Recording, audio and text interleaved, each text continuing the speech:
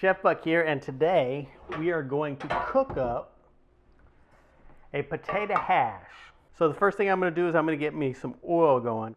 For this recipe, I'll just use one potato, and I've already washed this tater. One potato, two potato, three potato, four. So I'm just going to cut my potato into some diced cubes.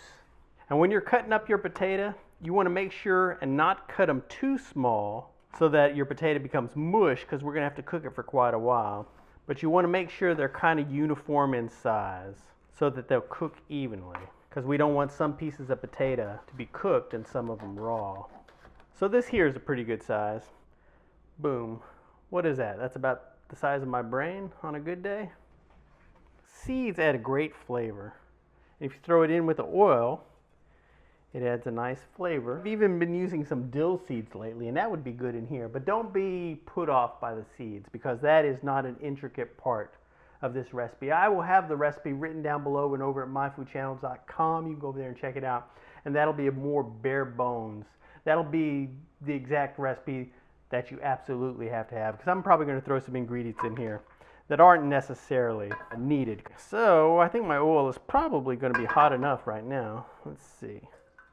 Because you want to make sure that your stuff sizzles before you put it in your pan. But I want to get this going because the potato is going to take a long time to cook. So we'll go ahead and coat all our potato in oil. I want to get it out in a nice even layer. And now we're going to leave it alone and let it simmer away, because we want to get a nice color on there before we start turning it around.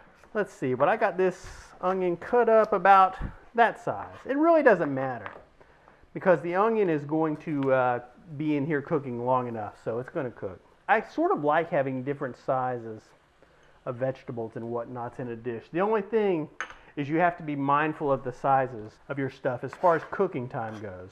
So that's why you want to sort of make sure your potato sizes are uniform. So now I'm going to mince up my garlic a wee little bit. I always go overboard on garlic. I don't think that dishes can have too much garlic. A lot of people that I cook for disagree with me on that point.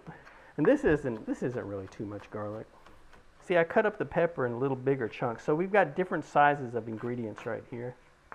So I haven't touched these since I put them in here, because you don't want to mess with them too much, because you want them to get a little bit of color on the side before we turn them over. And we still don't have much color on there, so I'm going to leave it alone. I'm going to go ahead and throw some salt in here just to get the seasoning process started, although we'll add a lot more seasoning later on as well. So I put a little bit of salt in there just now, but I'm going to add some salt later. I'm going to put in a little bit of chili powder for some heat. So turmeric adds a nice color to potatoes. And then I'm going to add smoked paprika. I loved smoked paprika with this dish. Smoked paprika and potatoes go together like Dean Martin and Jerry Lewis. All right, I think I can give my potatoes a stir now. I'm starting to get a little bit of color on one side there. But we'll just stir it around, and then I'll spread it out again evenly. And then we'll just leave it alone for a little bit longer.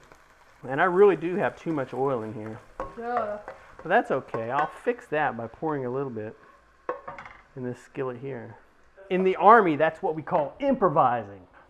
Although I was never in the Army, but I've seen all of the Rambo movies twice. That has been going for quite a while now. So I'll go ahead and throw my onions in here.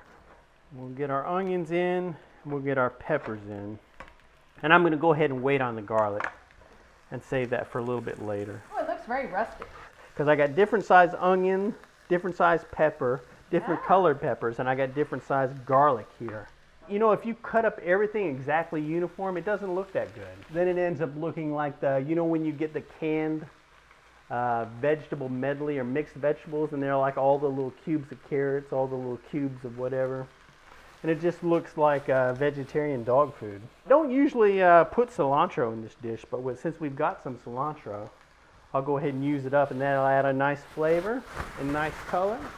And then I'm going to throw some spinach in here as well. Again, not enough to really make it a spinachy dish, but just to wilt some spinach in here, it'll make it look extra brunchy and fancy. because you can make food that's just as delicious as eating out. The thing is, food tastes better when somebody else cooks it for you. Let me give this here a stir. So this has been going for about 15 minutes. So I'm going to go ahead and add my seasoning in here. Like I said, the only thing I put in here so far is salt, but we're going to add a little bit more salt here as well. And I can smell that smoked paprika right now. That is such a great ingredient.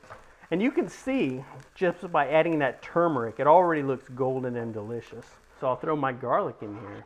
And I'm throwing it in kind of late, which I've been doing lately. I could have put my garlic in way earlier, but this way, it'll get cooked enough, but it'll still have a very strong garlic flavor, which I don't know if Camber Girl's going to be thrilled about that, but I'm very thrilled about it. I'll get my skillet going over here with my oil for my eggs. Boom, boom, boom. Let me go ahead and give it a taste. It's done. So now I'm going to turn the heat off of my skillet. So now this is off, and then I'll go ahead and add my greens to my skillet. Because it's hot enough in there, these greens are going to wilt. And once these greens heat up, they're almost going to disappear. And you're hardly even going to see them in the dish. But it's some nice nutrition, and it makes the dish look a lot nicer. Well, I will toss my eggs in here because I'm pretty close then.